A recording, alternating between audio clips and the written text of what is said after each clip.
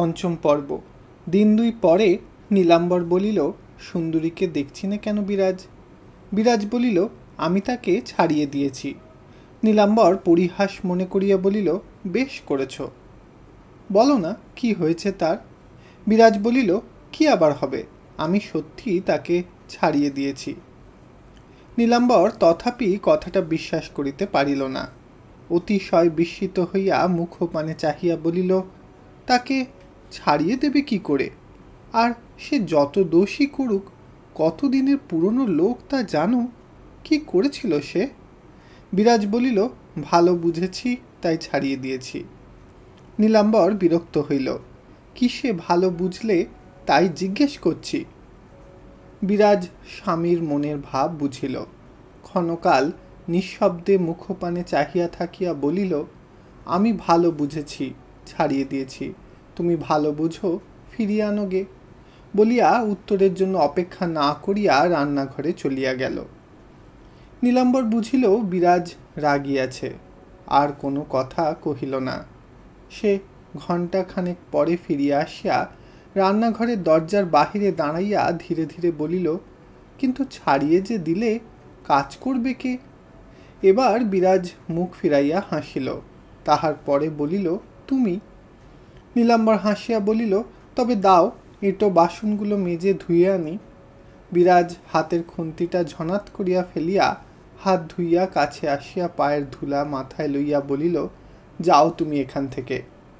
একটা তামাশা করবার জো নেই, তাহলেই এমন কথা বলে বসবে যে কানে শুনলে পাপ হয়। নীলাম্বর অপ্রতিভ হইয়া বলিল, এও কানে শুনলে পাপ হয়? তোর পাপ যে কিসে হয় না তা তো বুঝি নে বিরাজ। বিরাজ বলিল, তুমি সব বোঝো, না বুঝলে এত কাজ থাকতে এঁটো বাসনের কথা তুলতে না। যাও, আর বেলা করো না, স্নান করে এসো, আমার রান্না হয়ে গেছে। নীলাম্বর চৌকাঠের উপর বসিয়া পড়িয়া বলিল, সত্যি কথা বিরাজ, সংসারের কাজ কর্ম করবে কে? বিরাজ চোখ তুলিয়া বলিল, কাজ আবার কোথায়? পুঁটি নেই, ঠাকুরপুর নেই, আমি তো কাজের অভাবে সারাদিন বসে কাটাই। বেশ তো, কাজ যখন আটকাবে তখন তোমাকে জানাবো। নীলাম্বর বলিল, না বিরাজ, সে হবে না, দাসী চাকরের কাজ আমি তোমায় করতে দিতে পারবো না। সুন্দরী কোনো দোষ করেনি, শুধু খরচ বাঁচাবার জন্য তুমি তাকে সরিয়েছ, বলো সত্যি কি না? বিরাজ বলিল, না সত্যি নয়, সে যথার্থই দোষ করেছে। কি দোষ? তা আমি বলবো না, যাও আর বসে থেকো না, স্নান করে এসো। বলিয়া বিরাজও দরজা দিয়া বাহির হইয়া গেল। খানিক পরে ফিরিয়া আসিয়া নীলাম্বরকে এইভাবে বসিয়া থাকিতে দেখিয়া বলিল, কই গেলে না, এখনো বসে আছো যে?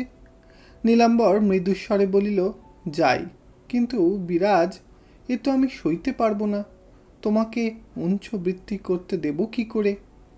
কথাটা শুনিয়া বিরাজ খুশি হইল না। ক্ষণকাল চাহিয়া থাকিয়া বলিল, কি করবে শুনি? সুন্দরীকে না চাও আর কোনো লোক রাখি, তুমি একাই বা থাকবে কি করে? নীলাম্বর উত্তর করিল। বিরাজ বলিল, যেমন করেই থাকি না কেন, আমি আর লোক চাই নে। নীলাম্বর বলিল, না, সে হবে না, যতক্ষণ সংসারে আছি ততদিন মান অপমানও আছে, পাড়ার লোকে শুনলে কি বলবে? বিরাজ অদূরে বসিয়া পড়িয়া বলিল, পাড়ার লোকে শুনলে কি বলবে এইটাই তোমার আসল ভয়? আমি কি করে থাকবো, আমার দুঃখ কষ্ট হবে, এ কেবল তোমার একটা ছল? নীলাম্বর ক্ষুব্ধ বিস্ময়ে চোখ তুলিয়া বলিল, ছল? বিরাজ বলিল, হ্যাঁ ছল, আজকাল আমি সব দেখেছি। আমার মুখের দিকে যদি চাইতে, আমার দুঃখ ভাবতে, আমার একটা কথাও যদি শুনতে, তাহলে আজ আমার এ অবস্থা হতো না। নীলাম্বর বলিল, তোমার একটা কথাও শুনিনি? বিরাজ জোর দিয়া বলিল, না, একটাও না, যখন যা বলেছি তাই কোনো না কোনো ছল করে উড়িয়ে দিয়েছ। তুমি কেবল ভেবেছ নিজের পাপ হবে, মিথ্যে কথা হবে, লোকের কাছে অপযশ হবে, একবারও ভেবেছ কি আমার কি হবে? নীলাম্বর বলিল, আমার পাপ কি তোমার পাপ নয়? আমার অপযশে কি তোমার অপযশ হবে না? এবার বিরাজ রীতিমতো ক্রুদ্ধ হইল। তীক্ষ্ণভাবে বলিল, দেখো ওসব ছেলে ভুলোনো কথা, ওতে ভোলবার বয়স আমার আর নেই। ক্ষণকাল চুপ করিয়া থাকিয়া বলিয়া উঠিল, কেবল তুমি নিজের কথা ভাবো, আর কিছু ভাবো না। অনেক দুঃখে আজ আমাকে এ কথা মুখ দিয়ে বার করতে হলো। আজ নিজের ঘরে আমাকে দাসীবৃত্তি করতে দিতে তোমার লজ্জা হচ্ছে, কিন্তু কাল যদি তোমার একটা কিছু হয়, পরশু যে আমাকে পরের ঘরে গিয়ে দুটো ভাতের জন্য দাসীবৃত্তি করে বেড়াতে হবে। তবে একটা কথা এই যে, সে তোমাকে চোখে দেখতেও হবে না, কানে শুনতেও হবে না, কাজে কাজেই তাতে তোমার লজ্জা তো হবে না, ভাবনা চিন্তা করবারও দরকার নেই, এই না? নীলাম্বর সহসা এ অভিযোগের উত্তর দিতে পারিল না। মাটির দিকে খানিকক্ষণ চুপ করিয়া চাহিয়া থাকিয়া চোখ তুলিয়া মৃদু কণ্ঠে বলিল, এ কখনো তোমার মনের কথা নয়। দুঃখ কষ্ট হয়েছে বলেই রাগ করে বলছো। তোমার কষ্ট আমি যে স্বর্গে বসেও সইতে পারবো না, এ তুমি ঠিক জানো। বিরাজ বলিল, তাই আগে জানতুম বটে, কিন্তু কষ্ট যে কি তা কষ্টে না পড়লে যেমন ঠিক বোঝা যায় না, পুরুষ মানুষের মায়া দয়াও তেমনই, সময় না হলে টের পাওয়া যায় না। কিন্তু তোমার সঙ্গে এই দুপুরবেলায় আমি রাগারাগি করতে চাই নে, যা বলছি তাই করো, যাও নিয়ে এসো। নীলাম্বর যাচ্ছি বলিয়াও চুপ করিয়া বসিয়া রহিল। বিরাজ পুনরায় কহিল, আজ 2 বছর হতে চলল পুঁটির আমার বিয়ে হয়েছে। তার আগে থেকে আজ পর্যন্ত সব কথা সেদিন আমি মনে মনে ভেবে দেখছিলাম। আমার একটি কথাও তুমি শোনোনি। যখন যা কিছু বলেছি সমস্তই একটা একটা করে কাটিয়ে দিয়ে নিজের ইচ্ছায় কাজ করে গেছো। লোকে বাড়ির দাসী চাকরেরও একটা কথা রাখে, কিন্তু তুমি তাও আমার রাখনি। নীলাম্বর কি একটা বলিবার উপক্রম করিতেই বিরাজ বাধা দিয়া বলিয়া উঠিল, না না, তোমার সঙ্গে তর্ক করব না। কত বড় ঘৃণায় যে আমি ইষ্টি দেবতার নাম করে দিব্যি করেছি, তোমাকে আরেকটি কথাও বলতে যাব না, সে কথা তুমিও শুনতে পেতে না।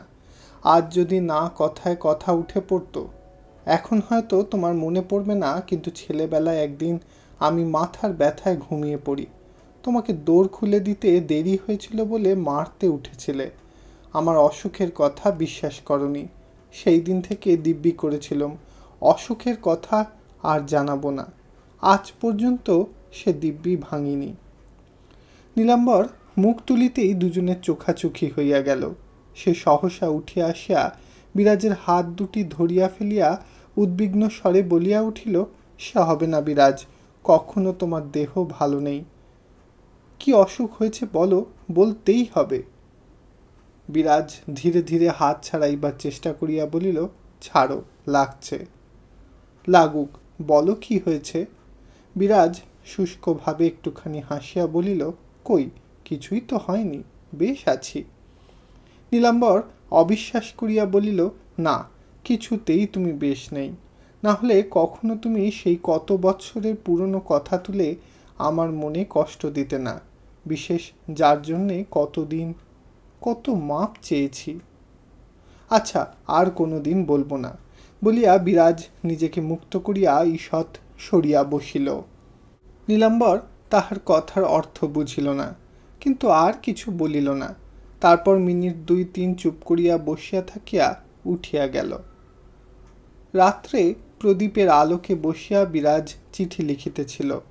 নীলাম্বর খাটের উপর শুইয়া নিঃশব্দে তাহাই দেখিতেছিল।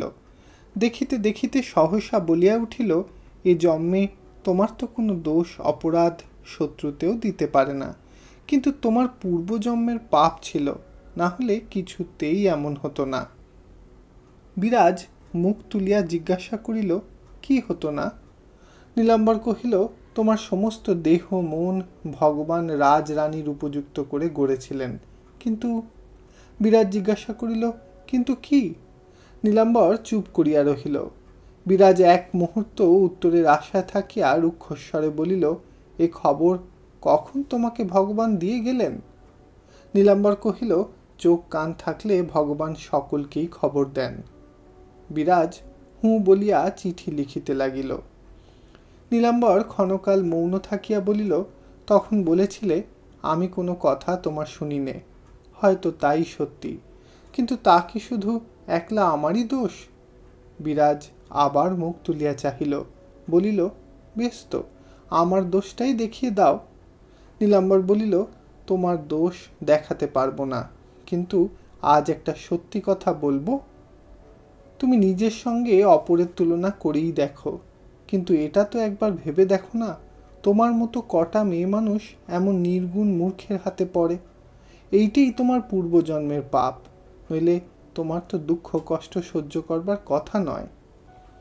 বিরাজ নিঃশব্দে চিঠি লিখিতে লাগিল। বোধ করি সে মনে করিল ইহার জবাব দিবে না, কিন্তু থাকিতে পারিল না। মুখ ফিরাইয়া জিজ্ঞাসা করিল, তুমি কি মনে করো, এই সব কথা শুনে আমি খুশি হই? নীলাম্বর বলিল, কি সব কথা? বিরাজ বলিল, এই যেমন রাজরানী হতে পারতুম, শুধু তোমার হাতে পড়েই এমন হয়েছি, এই সব। মনে করো এ শুনলে আমার আহ্লাদ হয় না, যে বলে তার মুখ দেখতে ইচ্ছে করে। নীলাম্বর দেখিল বিরাজ অত্যন্ত রাগিয়া গিয়াছে। ব্যাপারটা এইরূপ হইয়া দাঁড়াইবে সে আশা করে নাই, তাই মনে মনে সংকুচিত এবং কুণ্ঠিত হইয়া পড়িল। কিন্তু কি বলিয়া প্রসন্ন করিবে, সহসা তাহাও ভাবিয়া পাইল না। বিরাজ বলিল, রূপ রূপ রূপ, শুনে শুনে কান আমার ভোঁতা হয়ে গেল। আর যারা বলে তাদের না হয় এইটিই সবচেয়ে বেশি চোখে পড়ে, কিন্তু তুমি স্বামী, এতটুকু বয়স থেকে তোমাকে ধরে এত বড় হয়েছি, তুমিও কি এর বেশি আমার আর কিছু দেখো না? এইটাই কি আমার সবচেয়ে বড় বস্তু? তুমি কি করে এ কথা মুখে আনো? আমি কি রূপের ব্যবসা করি, না এই দিয়ে তোমাকে ভুলিয়ে রাখতে চাই? নীলাম্বর অত্যন্ত ভয় পাইয়া থতমত খাইয়া বলিতে গেল, না না। বিরাজ কথার মাঝেই বলিয়া উঠিল, ঠিক তাই, সেই জন্যেই একদিন জিজ্ঞেস করেছিলাম, আমি কালো কুৎসিত হলে ভালোবাসতে কিনা, মনে পড়ে? নীলাম্বর ঘাড় নাড়িয়া বলিল, মনে পড়ে, কিন্তু তুমি তো তখন বলেছিলে। বিরাজ বলিল, হ্যাঁ বলেছিল, আমি কালো কুৎসিত হলেও ভালোবাসতে, কেননা আমাকে বিয়ে করেছ। গেরস্তের মেয়ে, গেরস্তের বউ, আমাকে এসব কথা শোনাতে তোমার লজ্জা করে না? এর পূর্বেও আমাকে তুমি এ কথা বলেছ। বলিতে বলিতে তাহার ক্রোধে অভিমানে চোখে জল আসিয়া পড়িল, এবং সে জল প্রদীপের আলোকে চকচক করিয়া উঠিল। নীলাম্বর দেখিতে পাইয়া তাড়াতাড়ি উঠে আসিয়া তাহার হাত ধরিল। বিরাজ নিজেই একদিন বলিয়া দিয়েছিল, তিনি হাত ধরিলে আর তাহার রাগ থাকে না। নীলাম্বর সেই কথা হঠাৎ স্মরণ করিয়া উঠিয়া আসিয়া তাহার ডান হাতখানি নিজের দুই হাতের মধ্যে লইয়া পার্শ্বে উপবেশন করিয়া চুপ করিয়া রহিল। বিরাজ বাঁ হাত দিয়া নিজের চোখের জল মুছিয়া ফেলিল। সেই রাত্রে বহুক্ষণ পর্যন্ত উভয়ই নিঃশব্দে জাগিয়াছিল। একসময় নীলাম্বর সহসা স্ত্রীর দিকে মুখ ফিরাইয়া মৃদু কণ্ঠে বলিল, আজ কেন অত রাগ বিরাজ? বিরাজ জবাব দিল, কেন তুমি ওসব কথা বললে? নীলাম্বর বলিল, আমি তো মন্দ কথা বলিনি। বিরাজ অসহিষ্ণু হইয়া উঠিল, অধীরভাবে বলিল, তুমি বলবে মন্দ কথা নয়, খুব মন্দ কথা, অত্যন্ত মন্দ কথা, ওই জন্যেই সুন্দরীকে। সে আর বলিল না, চুপ করিয়া গেল। নীলাম্বর ক্ষণকাল মৌন থাকিয়া বলিল, শুধু এই দোষে তাকে তাড়িয়ে দিলে? বিরাজ হুঁ বলিয়া চুপ করিল। নীলাম্বর আর প্রশ্ন করিল না। তখন বিরাজ নিজেই বলিল, দেখো, জেরা করো না, আমি কচি খুকি নই, ভালো মন্দ বুঝি, তাড়াবার মতো দোষ করেছে বলেই তাড়িয়েছি। কেন, কি বৃত্তান্ত, এত কথা তুমি পুরুষ মানুষ নাই শুনলে? না, আর অত শুনতে চাইনে, বলিয়া নীলাম্বর একটা নিঃশ্বাস ফেলিয়া ধীরে ধীরে পাশ ফিরিয়া শুইল। পৃথগণ্য হইবার ২-৪ দিন পরেই ছোট ভাই পীতাম্বর বাটির মাঝখানে দরমা ও ছেঁচা বাঁশের বেড়া দিয়া নিজের অংশ আলাদা করিয়া লইয়াছিল। দক্ষিণ দিকে দরজা ফুটাইয়া এবং তাহারই সম্মুখে একটি ছোট বৈঠকখানা ঘর করিয়া সে সর্বরকমে নিজের বাড়িটিকে বেশ মানানসই ঝরঝরে করিয়া লইয়া মহা আরামে জীবনযাপন করিতেছিল। কোনোদিনই প্রায় সে দাদার সহিত বড় একটা কথাবার্তা বলিত না, এখন সমস্ত একেবারে ছিন্ন হইয়া গিয়াছিল। এদিকে বিরাজকে প্রায় সমস্ত দিন একলাটি কাটাইতে হইত। সুন্দরী যাওয়ার পর হইতে শুধু যে সমস্ত কাজকর্ম তাহাকেই করিতে হইত তাহা নহে, যেসব কাজ পূর্বে দাসীতে করিত সেইগুলা লোকলজ্জা বশত লোকচক্ষুর অন্তরালেই তাহাকে সমাধা করিয়া লইবার জন্য অনেক রাত্রি পর্যন্ত জাগিয়া থাকিতে হইত। এমনই একদিন কাজ করিতেছিল, অকস্মাৎ ও বাড়ি হইতে বেড়ার ফাঁক দিয়া অতি মৃদু কণ্ঠে ডাক আসিল, দিদি। রাত অনেক হইয়াছিল। বিরাজ চমকিয়া মুখ তুলিল। তেমনি মৃদুস্বরে আবার কহিল, দিদি, আমি মোহিনী। বিরাজ আশ্চর্য হইয়া বলিল, কে, ছোট বউ, এত রাত্রিরে? হ্যাঁ দিদি, আমি, একবারটি কাছে এসো। বিরাজ বেড়ার কাছে আসিতেই ছোট বউ চুপি চুপি বলিল, দিদি, বড়ঠাকুর ঘুমিয়েছেন? বিরাজ বলিল, হ্যাঁ। মোহিনী বলিল, দিদি, একটা কথা আছে, কিন্তু বলতে পারছি নে, বলিয়া চুপ করিল। বিরাজ তাহার কণ্ঠের স্বরে বুঝিল ছোট বউ কাঁদিতেছে। চিন্তিত হইয়া প্রশ্ন করিল, কি হয়েছে ছোট বউ? ছোট বউ তৎক্ষণাৎ জবাব দিতে পারিল না। বোধ করি সে আঁচল দিয়া চোখ মুছিল এবং নিজেকে সংবরণ করিতে লাগিল। বিরাজ উদ্বিগ্ন হইয়া বলিল, কি ছোট বউ? এবার সে ভাঙা ভাঙা গলায় বলিল, বড়ঠাকুরের নামে নালিশ হয়েছে, কাল সমন নাকি বার হবে। কি হবে দিদি? বিরাজ ভয় পাইল, কিন্তু সে ভাব গোপন করিয়া বলিল, সমন বার হবে, তার আর ভয় কি ছোট বউ? ভয় নেই দিদি। বিরাজ বলিল, ভয় আর কি, কিন্তু নালিশ করলে কে? ছোট বউ বলিল, ভুলু মুখুজ্জে। বিরাজ ক্ষণকাল স্তম্ভিত হইয়া থাকিয়া বলিল, থাক, আর বলতে হবে না, বুঝেছি। মুখুজ্জে মশাই ওর কাছে টাকা পাবেন, তাই বোধ করি নালিশ করেছেন, কিন্তু তাতে ভয়ের কথা কিছু নেই ছোট বউ। তারপর উভয়ই মৌন হইয়া রহিল। খানিক পরে ছোট বউ কহিল, দিদি, কোনোদিন তোমার সঙ্গে আমি বেশি কথা কইনি, কথা কইবার যোগ্য আমি নই। আজ ছোট বোনের একটি কথা রাখবে দিদি? তাহার কণ্ঠস্বরে বিরাজ আর্দ্র হইয়া গিয়াছিল, এখন অধিকতর আর্দ্র হইয়া বলিল, কেন রাখবো না বোন, তবে একবারটি হাত পাত। বিরাজ হাত পাতিতেই একটি ক্ষুদ্র কোমল হাত বেড়ার ফাঁক দিয়া বাহির হইয়া তাহার হাতের উপর একছড়া সোনার হার রাখিয়া দিল। বিরাজ আশ্চর্য হইয়া বলিল, কেন ছোট বউ?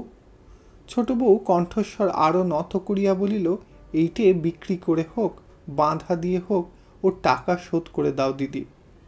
এই আকস্মিক অযাচিত ও অচিন্তপূর্ব সহানুভূতিতে ক্ষণকালের নিমিত্তও বিরাজ অভিভূত হইয়া পড়িল। কথা কহিতে পারিল না, কিন্তু চললুম দিদি বলিয়া ছোট বউ সরিয়া যায় দেখিয়া সে তাড়াতাড়ি ডাকিয়া উঠিল, যেও না ছোট বউ, শোনো। ছোট বউ ফিরিয়া আসিয়া বলিল, কেন দিদি? বিরাজ সেই ফাঁকটা দিয়া তৎক্ষণাৎ অপর দিকে হাতটা ফেলিয়া দিয়া বলিল, ছি, এসব করতে নেই। ছোট বউ তাহা তুলিয়া লইয়া ক্ষুব্ধস্বরে প্রশ্ন করিল, কেন করতে নেই? বিরাজ বলিল, ঠাকুরপো শুনলে কি বলবেন? কিন্তু তিনি তো শুনতে পাবেন না। আজ না হোক দুদিন পরে জানতে পারবেন, তখন কি হবে? বিরাজ জিজ্ঞাসা করিল। ছোট বউ বলিল, তিনি কোনো দিন জানতে পারবেন না দিদি। গত বছর মা মরবার সময় এটি নুকিয়ে আমাকে দিয়ে যান, তখন থেকে কোনো দিন পড়িনি, কোনো দিন বারও করিনি। তোমার পায়ে পড়ি দিদি, এটি তুমি নাও। তাহার কাতর অনুনয়ে বিরাজের চোখ দিয়া অশ্রু গড়াইয়া পড়িল। সে স্তব্ধ হইয়া এই নিঃসম্পর্কীয়া রমণীর আচরণের সহিত সহোদরের আচরণ তুলনা করিয়া দেখিল। তারপর হাত দিয়া চোখ মুছিয়া ফেলিয়া রুদ্ধ কণ্ঠে বলিল, আজকের কথা মরণকাল পর্যন্ত আমার মনে থাকবে বোন, কিন্তু এ আমি নিতে পারবো না। তাছাড়া স্বামীকে লুকিয়ে কোনো মেয়ে মানুষের কোনো কাজই উচিত নয় ছোট বউ, তাতে তোমার আমার দুজনেরই পাপ। ছোট বউ বলিল, তুমি সব কথা জানো না তাই বলছো, কিন্তু ধর্মাধর্ম আমারও তো আছে দিদি, আমি বা মরণকালে কি জবাব দেব? বিরাজ আর একবার চোখ মুছিয়া নিজেকে সংযত করিয়া লইয়া বলিল, আমি সকলকেই চিনেছিলাম ছোট বউ, শুধু তোমাকেই এতদিন চিনতে পারিনি। কিন্তু তোমাকে তো মরণকালে কোনো জবাব দিতে হবে না, সে জবাব এতক্ষণ তোমার অন্তর্যামে নিজেই লিখে নিয়েছেন। যাও, রাত হলো, শোওগে বোন, বলিয়া প্রত্যুত্তরের অবসর না দিয়াই দ্রুত পদে সরিয়া গেল। কিন্তু সেও ঘরে ঢুকিতে পারিল না। অন্ধকার বারান্দার একধারে আসিয়া আঁচল পাতিয়া শুইয়া পড়িল। তাহার নালিশ মকদ্দমার কথা মনে হইল না, কিন্তু ওই স্বল্পভাষিনী ক্ষুদ্রকায়া ছোট জায়ের সকরুণ কথাগুলি মনে করিয়া প্রস্রবণের মতো তাহার দুই চোখ দিয়া বাহির হইল নিরন্তর জল। তাহা ঝরিয়া পড়িতে লাগিল। আজ সবচেয়ে দুঃখটা তাহার এই বাজিতে লাগিল যে এতদিন এত কাছে পাইয়াও সে তাহাকে চিনিতে পারে নাই, চিনিবার চেষ্টা পর্যন্ত করে নাই। অসাক্ষাতে তাহার নিন্দা না করিলেও একটি দিনও তাহার হইয়া কখনো ভালো কথা বলে নাই। সুতীক্ষ্ণ বাজের আলো এক মুহূর্তে যেমন করিয়া অন্ধকার চিরিয়া ফেলে, আজ ছোট বউ তেমনি করিয়া তাহার বুকের অন্তঃস্থল পর্যন্ত যেন চিরিয়া দিয়া গেল। ভাবিতে ভাবিতে কাঁদিতে কাঁদিতে কখন এক সময় সে ঘুমাইয়া পড়িয়াছিল। হঠাৎ কাহার হস্তস্পর্শে সে ধর্মর করিয়া উঠিয়া দেখিল নীলাম্বর আসিয়া তাহার শিয়রের কাছে বসিয়াছে। নীলাম্বর সংক্ষেপে বলিল, ঘরে চলো, রাত প্রায় শেষ হয়ে এসেছে। বিরাজ কোনো কথা না বলিয়া স্বামীর দেহ অবলম্বন করিয়া নিঃশব্দে ঘরে আসিয়া নির্জীবের মতো শুইয়া পড়িল। ইতি বিরাজ বউ উপন্যাসের ৫ম পর্ব সমাপ্ত হইল। ধন্যবাদ।